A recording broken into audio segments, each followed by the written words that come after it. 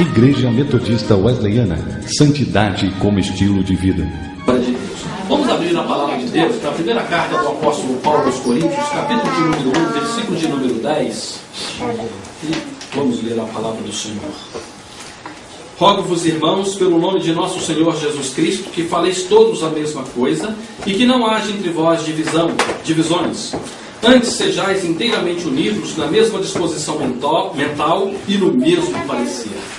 Senhor, eu quero te louvar e te agradecer pela tua presença aqui conosco e por esse teu povo abençoado que tu tens reunido aqui na tua casa e por este alvo, Senhor, que temos para este ano de 2002.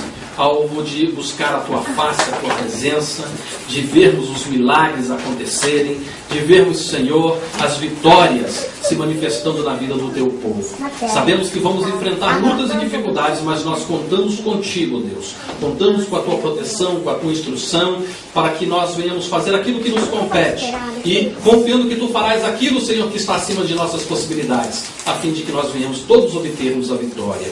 Peço-te também nessa hora de pregar aqui a tua palavra, que o teu Santo Espírito que em mim habita, faça uso dos conhecimentos que tu tens me dado e da unção que está sobre mim, a fim de orientar e instruir o teu povo, Pai, para que nós tenhamos aqui uma igreja abençoada, unida, Senhor, uma igreja que receba muitos elogios da tua parte. Em contrapartida também te pedimos, ó Deus, para que todas as nossas falhas e erros tu venha nos mostrar e nos corrigir, e a fim de que possamos, Senhor, andar no caminho mais excelente. Queremos sim, Senhor, dar o nosso melhor a Ti. Sabemos que temos falhas e erros, por isso queremos ser corrigidos por Ti, porque a Tua palavra nos ensina que Tu corriges aquele que ama, Senhor. E sabemos que somos amados de Ti. Muito obrigado. Ajuda-nos também no transcorrer deste ano a distinguirmos, Senhor, entre o zelo com conhecimento e qualquer atitude farisaica ou legalista, Senhor, que nós não queremos no nosso meio, porque isso traz dano à Tua igreja. Queremos sim que seja pelo Teu Santo Espírito. Assim oramos e agradecemos, em o nome de Jesus. Amém. E os irmãos se assentem. Aleluia. Glórias a Deus. Esta carta, escrita pelo apóstolo Paulo, lá pelos idos do ano 56 da nossa era, à igreja de Corinto, uma igreja na qual ele fundou, né? Estava na região da Acaia, e era uma igreja, né, localizada num grande centro cosmopolita. Por isso havia, né, muita dissensão naquela cidade, muita licenciosidade, muita imoralidade, visto que era um ponto central, uma rota, né, para pessoas de várias localidades diferentes do Império. Então Paulo ele teve essa missão árdua de lidar com uma igreja que, embora tivesse todos os dons espirituais, era uma igreja tremendamente carnal e com grandes problemas no seu interior. E havia alguns tipos de problemas que estavam colocando em risco a segurança e até mesmo a permanência da igreja do Senhor naquela localidade. Em Paulo então precisava tratar desse assunto a fim de que a igreja pudesse ser restaurada, mantida em plena saúde, para continuar viva e ativa. Sabemos que algumas pessoas trabalharam arduamente também ali naquela obra, tiveram participação, porque nós vemos que Apolo, um eloquente pregador, ajudou a Paulo ali. Vemos também referência ao apóstolo Pedro, Cefas, e também havia um grupo, né, que denominava que eram de Cristo. Provavelmente o grupo que talvez trouxesse um dos maiores problemas para a igreja, mas são situações assim que a palavra em si ela não esclarece muito bem, mas que havia divisões, que havia facções dentro dessa igreja, e isso precisava ser eliminado. Irmãos, o primeiro problema que Paulo lhe trata nessa carta foi justamente esse problema da divisão e facção que surgiu, né, no seio da igreja, estava ameaçando seriamente o bem-estar dela, a comunhão entre os irmãos, a convivência pacífica e a unidade da igreja. E, volta e meia, nós passamos por alguns tipos de problemas desse aqui também. Sempre nós encontramos, né, quando eu digo aqui também, na realidade não é algo exclusivo da nossa igreja, né? porque, tanto quanto tenho conhecimento, em todas as igrejas estabelecidas por Deus, nós temos visto, né, que muitos irmãos, às vezes, eles saem das igrejas por alguma causa, algum motivo, muitos dos quais porque se estão se desentendendo com líderes, outros porque se desentendem com irmãos, enfim, várias são as causas que têm levado irmãos, né, a deixar a igreja onde está e ir para uma outra igreja, ou às vezes nem para a igreja e realmente se desviarem. Então veja só, os problemas, eles existem. Aqui existiam os problemas e com certeza ainda enfrentaremos mais problemas. Agora nós precisamos tratar como pessoas adultas, maduras espiritualmente. Quando tivermos o problema, vamos conversar, vamos solucionar, vamos tentar encontrar o ponto de acordo para que não venha trazer danos à igreja. Nós não vamos sempre, né, ter a mesma opinião e o mesmo ponto de vista. Nós somos pessoas diferentes, pensamos de maneira diferente, e como eu já disse outras vezes aqui, se cada um de nós, dos irmãos que estão aqui, fosse o pastor da igreja, essa igreja seria diferente com cada um que estivesse aqui. Mas temos que entender o seguinte: Deus estabeleceu líderes, né? Primeiramente a mim como pastor e também outros oficiais. Esses líderes, irmãos, são constituídos por Deus para orientar e dirigir a igreja. E nós precisamos, sim, abraçar a visão da liderança, crendo que Deus está na direção da liderança. Porque se nós não tivermos essa convicção, né, então é perigoso estar nesse lugar. Então, todos aqueles, né, é claro e evidente, olha, irmãos, não estou pedindo para ninguém ir embora, né, só estou falando assim, mas se houver realmente um ponto de vista que não tem como conciliar, melhor do que ficar e criar problema é para pastor, né? Muito obrigado pelo tempo que o senhor me aceitou aqui, me trabalhou, olha, mas não dá, né? Eu penso muito diferente e não está sendo bom para mim, não será bom para a igreja se eu ficar, me dá a tua bênção. Eu vou dar a bênção, irmão, se tiverem, né? Se não realmente não tiver como entrarmos num acordo, né, ele não se tiver se sentindo bem e sendo edificado. Mas eu creio, irmãos, que isso é extremo, porque para tudo tem jeito. Para tudo, irmãos, tem jeito. Imagine no matrimônio, o esposo chega para a esposa ou vice-versa e fala assim: olha, isso aqui não está dando, a gente não chega num acordo, então estou indo embora. Não é assim, irmãos, né? Nós podemos sim chegar em acordo e consenso. Amém? Então, havia esse problema na igreja, formou-se grupos e facções, porque um dizia assim: eu sou de Paulo, eu de Apolo, eu de Cefas e eu de Cristo. E esses grupos começaram a se dividir entre si, e então começou a haver sérios problemas dentro da igreja e a coisa começou a desandar. Amados, veja só, quando nós chegamos em uma empresa e nós vamos trabalhar numa empresa, ali existem regras que elas precisam ser observadas. Todas as empresas têm suas regras. E todo aquele que chega e vai trabalhar numa empresa, ele tem que se adaptar a ela, ele tem que se sujeitar a ela. Porque se ele não se sujeitar, ou ele vai criar problemas, né, ou antes dele criar problemas vão detectar, né, e ele pode ser despedido. Se ele trabalha numa empresa e de repente ele é movimentado para uma outra empresa temporariamente, e a outra empresa ela não tem o mesmo tipo de organização ou de regras ali dentro, então durante esse período que ele estiver na outra empresa, ele vai ter que se adaptar também. Ele não pode chegar na empresa e dizer: não, na empresa que eu trabalhei ou que eu trabalho lá na passada era assim, então aqui dentro tem que ser assim.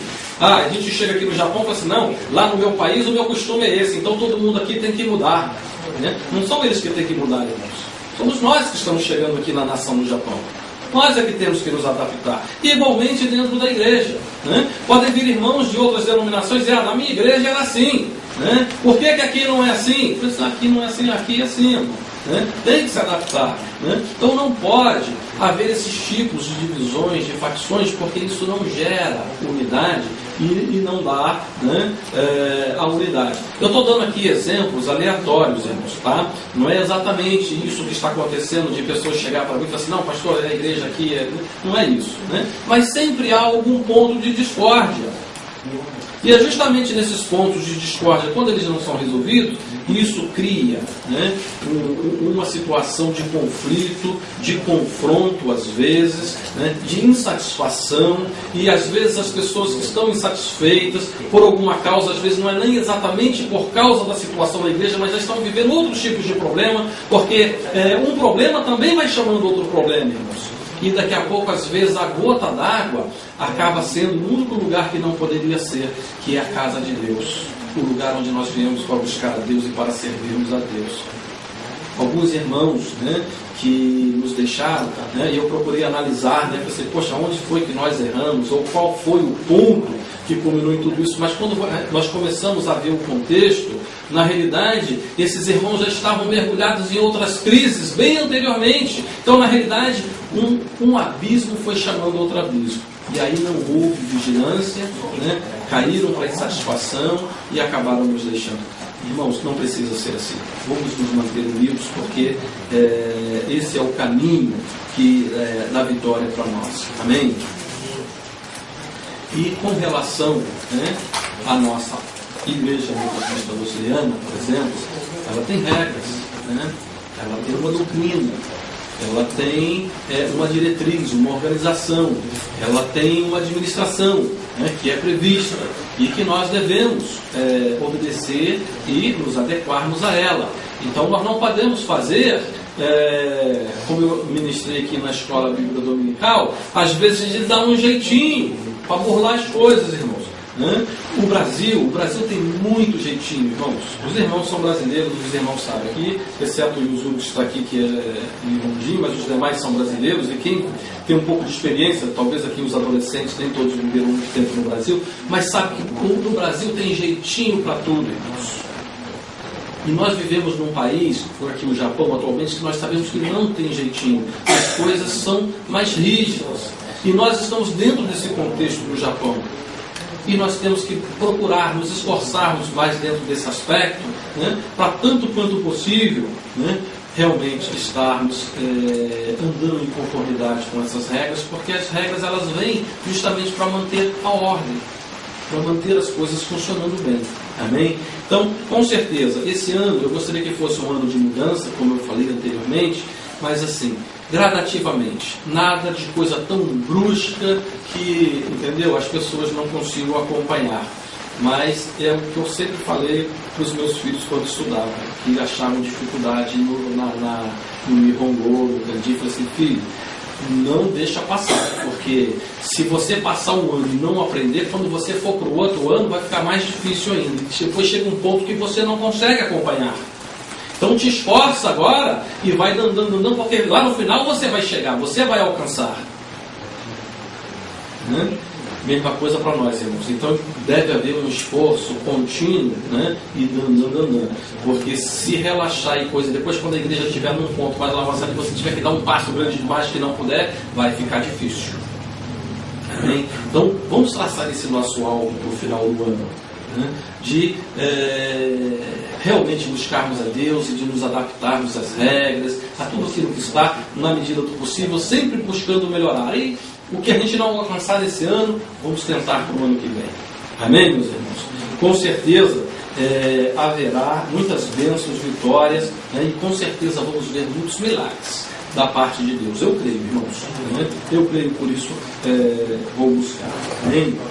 Então eu gostaria de falar aqui sobre essa questão dentro da palavra de Deus, um dos primeiros problemas enfrentados ali, que foi o fator da divisão.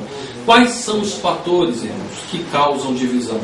Segundo o texto, ou dentro desse texto que nós estamos vendo aqui. Em primeiro lugar, a falta de entendimento entre ambas as partes.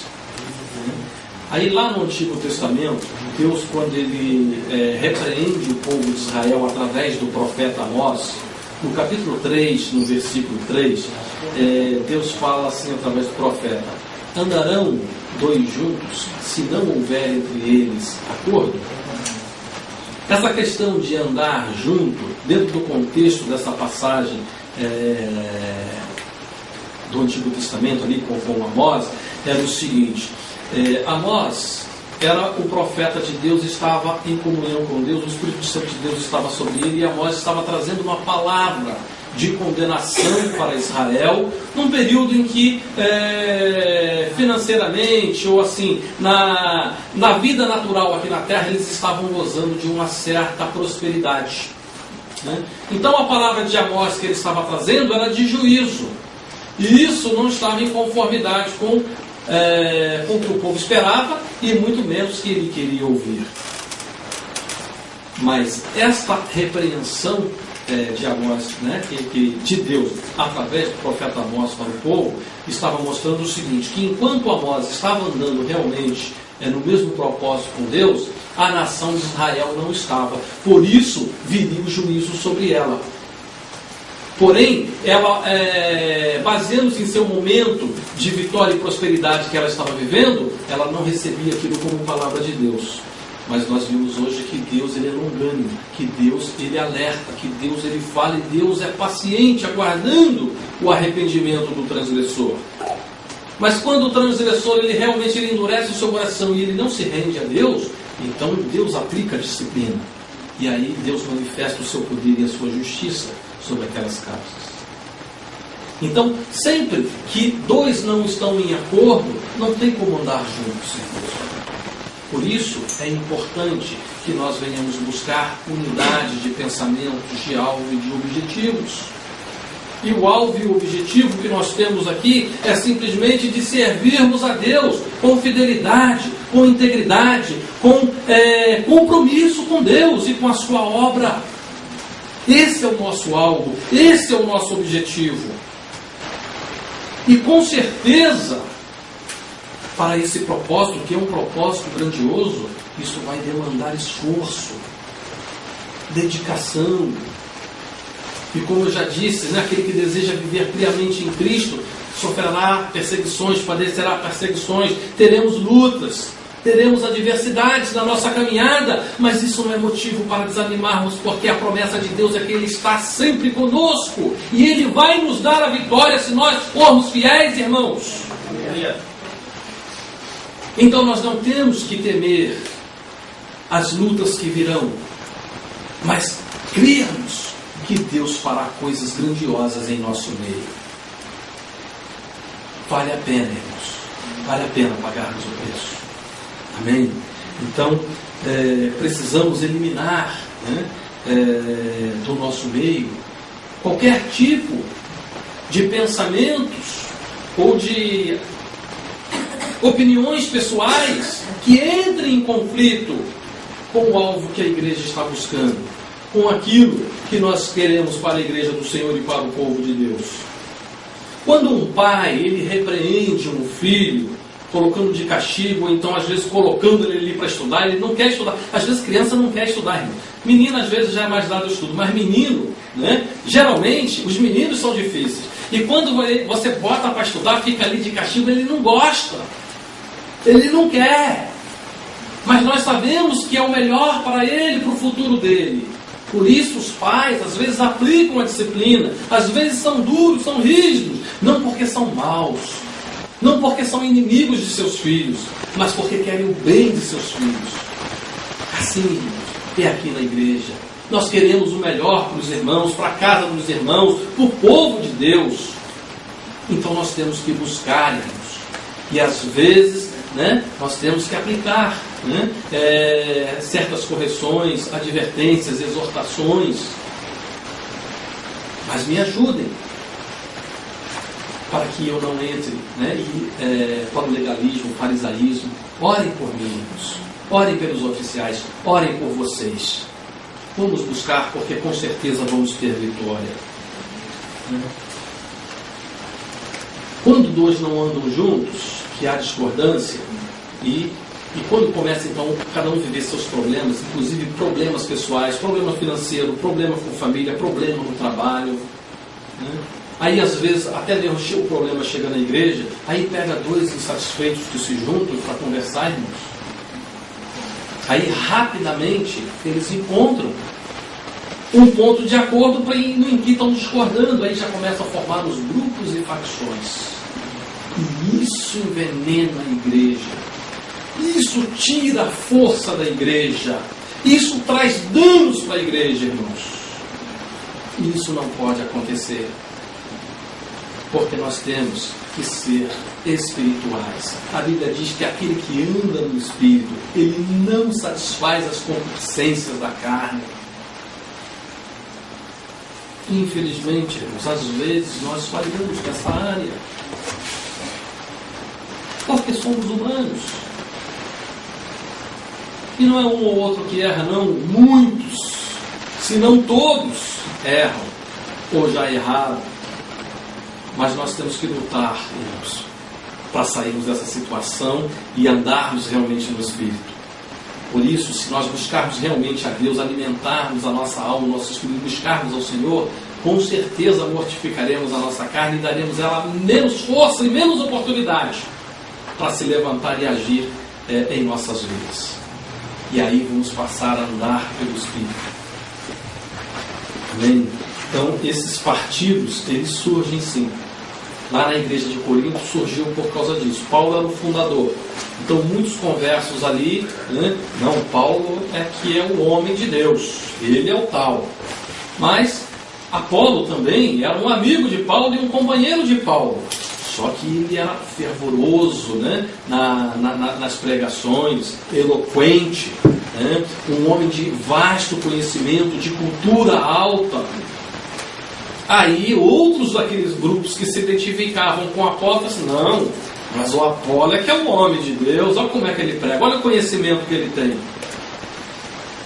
Mas aí tinha também aqueles judeus que se converteram ao cristianismo. Não, mas olha Cefas, ele é que é o líder da igreja de Jerusalém. Entende, irmãos?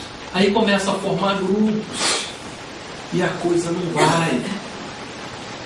Paulo, ele nos diz o seguinte, irmãos, lá em 1ª carta de Coríntios, quando ele vai falar da ceia: nisto não vos louvo, porque quando vos reunis, é para pior e não para melhor. Porque aí ele começa a relatar ali os problemas que estavam havendo na ceia, né? Amados, eu não sou contra os irmãos se reunirem, né? Seja na casa de outros irmãos ou vão para uma comunhão em qualquer lugar. Irmãos, isso é saudável, isso é bom, e não precisam ser só irmãos da nossa denominação, não. Podem ser com outros, mas com ordem e com decência, irmãos. E se reunirem para melhor, não para pior. E às vezes, irmãos, né? Algumas vezes, né? Essas reuniões têm sido, infelizmente, não para melhor, mas para pior. E isso não pode ser assim. E sempre quando isso acontece, cria um clima de instabilidade, né? E eu, particularmente, como pastor, eu preciso tomar uma decisão. O rebanho está na minha responsabilidade. Por que eu estou dizendo isso? Né? Nesses momentos que eu sei que alguns estavam insatisfeitos, né? E por várias causas e motivos, né? Então, mas chegou ao meu conhecimento, eu tinha pelo menos 7, 8 membros visitando uma mesma igreja num lugar muito distante. Eu falei, olha, o que está acontecendo? E em algumas dessas vezes eu nem tomei conhecimento, o membro nem ligou para mim para dizer, pastor, posso ir? Eu fiquei, opa, o que está acontecendo? Está havendo uma rebelião, está havendo reuniões, um está envenenando o outro, o que está acontecendo? Aí eu precisei procurar saber, né? E aí começou a virar nhaca, né, irmãos? Porque se a gente começa a querer saber, a coisa começa a querer desandar. E fica difícil, irmãos. Então não precisa ser assim.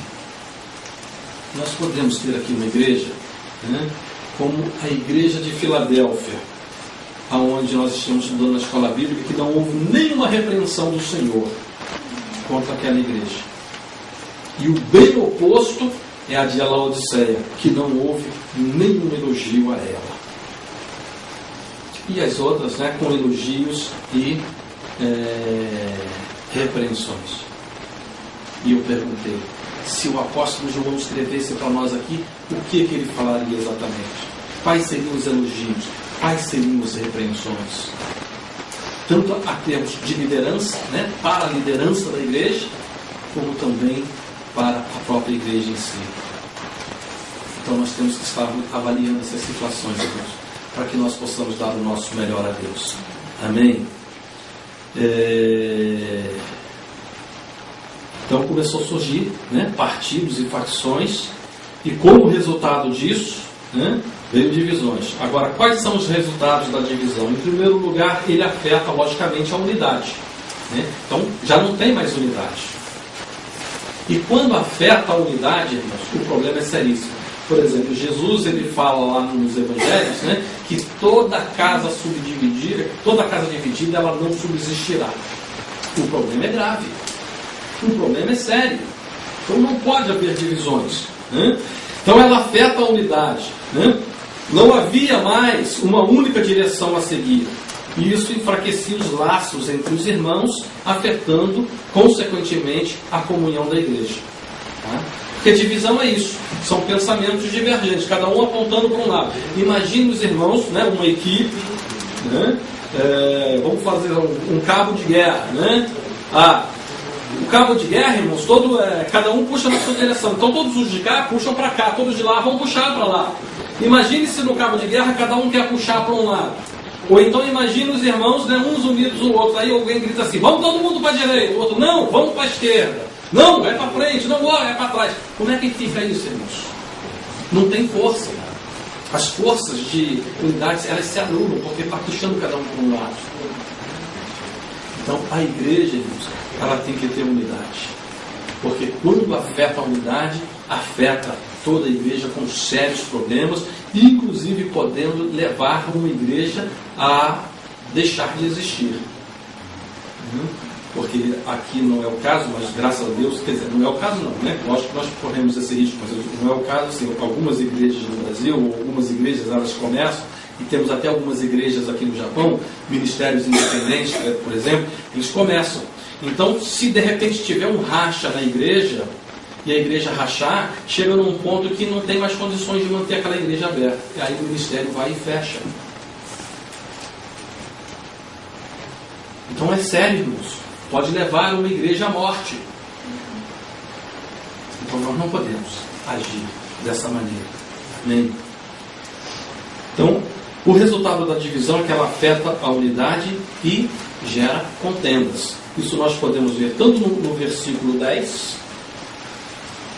né? Aliás, vamos ver aqui. Primeiro eu falei do surgimento de facções. 1,12. Pode botar aí 1 Coríntios 1,10, irmão. Nós lemos, né? Eu já bato rapidamente aqui para os irmãos algumas coisas, né? Rogo-vos, irmãos, pelo nome de nosso Senhor Jesus Cristo, que faleis todos a mesma coisa e que não haja entre vós divisões, né? Então aqui está falando de divisões. Antes sejais inteiramente unidos na mesma disposição mental e no mesmo parecer. Mas no 11 nós vemos, por exemplo, que gera contendas, né? Pois a vosso respeito, meus irmãos, fui informado pelos da casa de Cloé de que há contendas entre vós. Por que está havendo contenda? Porque não estavam no mesmo parecer e na mesma disposição mental. Havia grupos e facções, cada um puxando para um lado. Então cada um quer defender a sua posição, começa a gerar contendas e brigas entre os irmãos, né? E nós temos aí também, deixa eu ver, ok, por enquanto é isso. E 1,12, né? Aí no 12, refiro-me ao fato de que cada um de vós dizer, eu sou de Paulo, eu de Apolo, eu de Cefas e eu de Cristo. Tá? Então aqui formou os grupos e as facções. Então até aqui é o que nós estamos falando. Então, quando ele gera contendas, irmãos, isso significa que a disputa entre os irmãos trazem animosidade, descontentamento e brigas entre os irmãos. E aí, irmãos que conviveram durante tanto tempo, se amando, né, tendo um sentimento bom para com o seu próximo, quando gera essas contendas e essas brigas e forma facções e divisões, pode ver, irmãos, quando sai, por mais que um diz assim, não, eu te perdoo, mas já sai, a situação já sai arranhada. Né? A confiança já não é mais a mesma. O relacionamento já não é mais o mesmo. E para que isso seja restaurado pode levar tempo. E geralmente, né, para ser plenamente restaurado, isso tem que levar tempo e tem que haver convivência regular entre os irmãos para que isso possa ser resolvido. Né? Então, não é bom, irmãos. Né? Então, a contenda ela traz essas dificuldades. Aí Paulo escreve a carta, porque ele tinha um alvo, um objetivo. Qual era o alvo ou o objetivo de Paulo? Eram vários dentro das duas cartas que ele escreve aí de 1 e 2 Coríntios. Mas dentro do tema que nós estamos vendo aqui, o alvo dele era eliminar as contendas e divisões entre os irmãos. Né? Para tal, ele usa a sua autoridade apostólica. Versículo de número 1. Nós vamos ver aí. Ele deixa esclarecido, né, que desde o começo, que seu apostolado não era uma obra sua, né, por vontade dele, nem por nenhuma idealização humana, mas, né, era assim uma chamada divina. Então nós vemos aí no versículo 1, Paulo, chamado pela vontade de Deus para ser apóstolo de Jesus Cristo, e o irmão Sóstenes, a igreja de Corinto, a igreja de Deus que está em Corinto, aos santificados em Cristo Jesus, chamados para ser santos, com todos os que em todo lugar invocam o nome de nosso Senhor Jesus Cristo, Senhor deles e nosso. Então Paulo está dizendo a eles aqui, porque olha só, eu sou apóstolo do Senhor, não pela vontade minha ou pela vontade de homem algum, mas pela vontade do Senhor. Então ele apela para a sua autoridade apostólica, pelo seu chamado divino, por tudo aquilo que ele era na presença de Deus e para Deus como representante de Deus, para exortar aqueles irmãos a terem um procedimento diferente. Amém?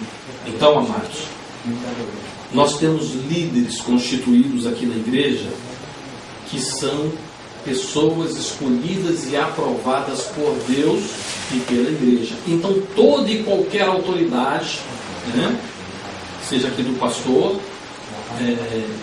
seja de um irmão eleito, ele é um oficial, ele merece respeito e ele merece ser tratado como uma autoridade. Precisa haver submissão a essas autoridades. E, inclusive, dentre as reuniões que eu vou ter que conversar aí com os adolescentes, porque já temos adolescentes aí que responderam mal para um líder constituído. Isso aí não é um bom princípio. Então, nós vamos trabalhar, nós vamos ensinar, não pode ser assim. Né? Uma autoridade é uma autoridade. É um irmão ali, tá, é fulano, tal. Irmão, é uma autoridade. E todo aquele que desacata uma autoridade está desacatando o próprio Deus. Tomemos o exemplo de Davi. Foi perseguido por Saul por muito tempo. Saul querendo a morte dele. Saul já estava caído da presença de Deus. O Espírito de Deus já não repousava, já não estava mais sobre Saul.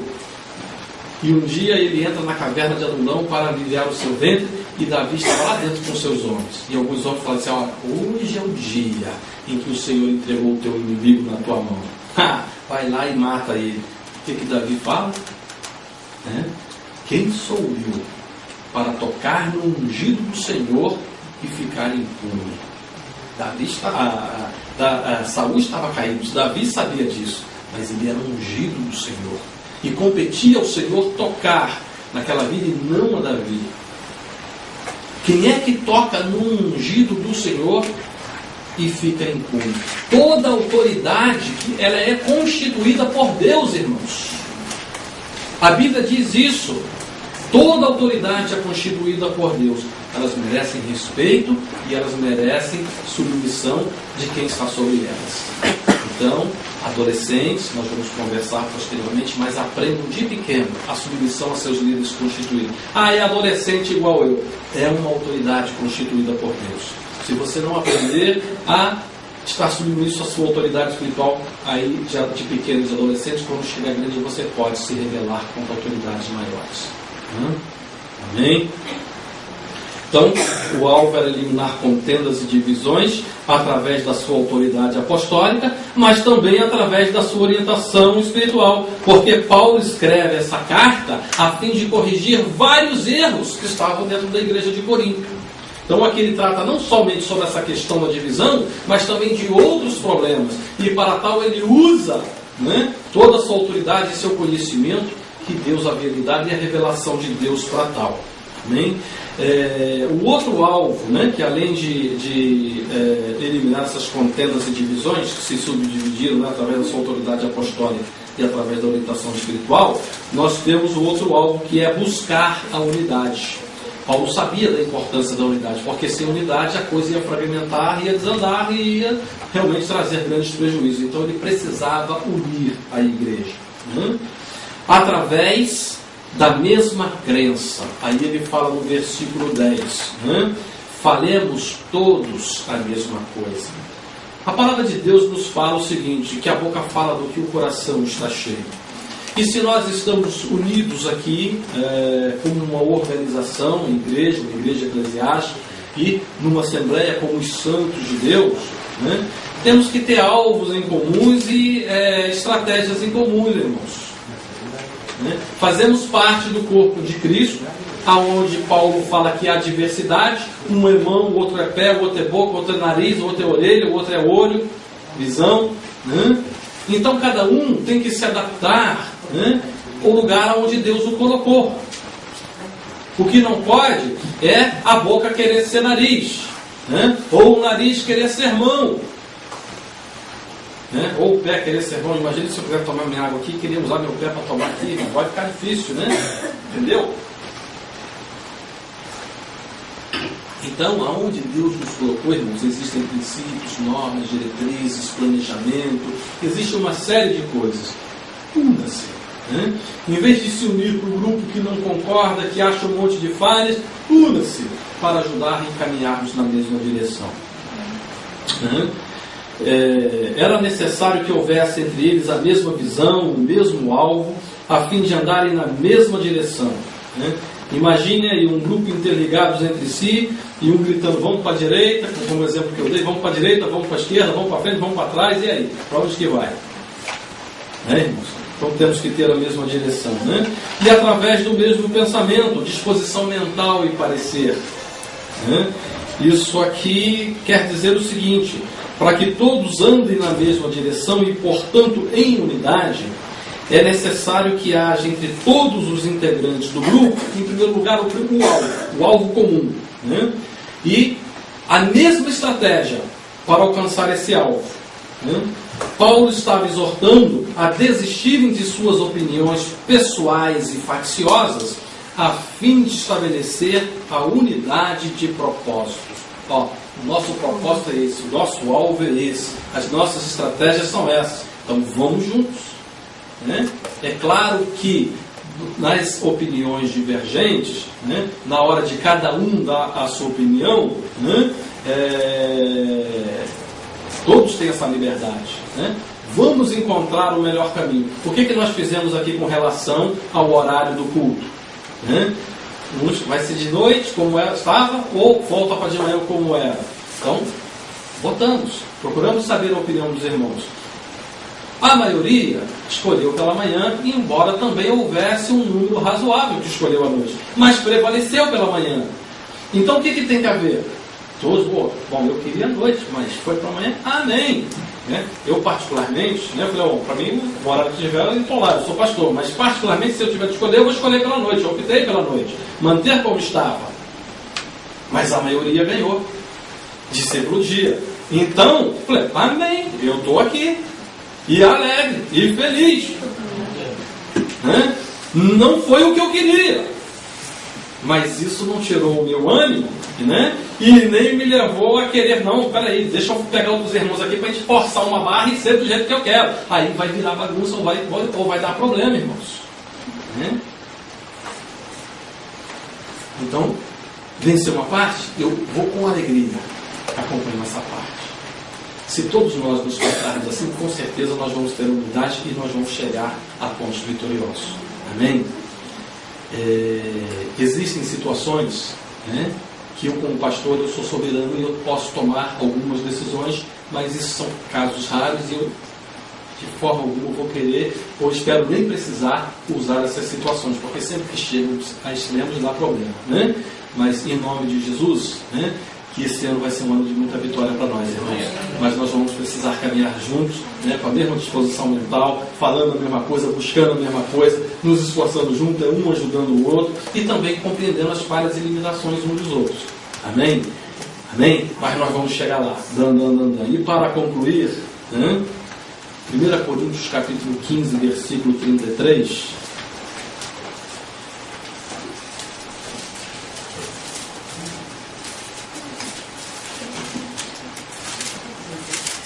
Não vos enganeis, as más conversações corrompem os bons costumes. Amém, irmãos?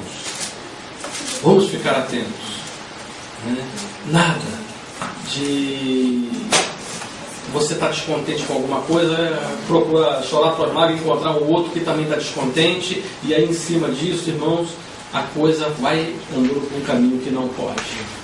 Quando isso vier, peça a graça e a misericórdia de Deus, fala assim: Senhor, me dá força para sair desse caminho. Eu quero andar em unidade. Eu quero andar no caminho que eu vou ter vitórias. Amém, meus irmãos? Louvado seja Deus por isso.